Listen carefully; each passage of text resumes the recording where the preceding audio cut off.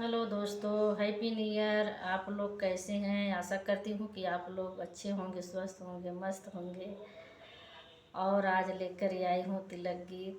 Video पसंद आए तो कमेंट में बताएं।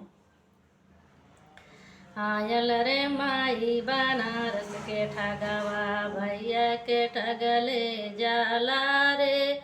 आयल रे माई बनारस के ठगवा, भैया के ठगले जाला रे।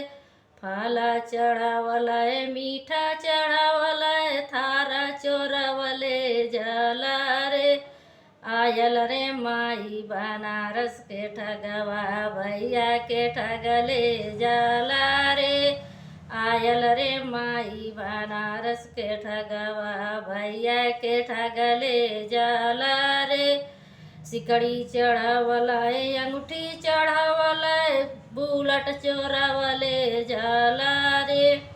आयल रे माई बनारस के ठगवा, भैया के ठगले जाला रे। आयल रे माई बनारस के ठगवा, भैया का ठगले जाला रे। रुपया चढ़ावले, पैसा चढ़ावले, नोट चोरवले जाला रे। आयल रे माई बनारस के ठगवा, भैया के ठगले जाला रे। आयल रे माई बनारस के ठगवा, भैया के ठगले जाला रे।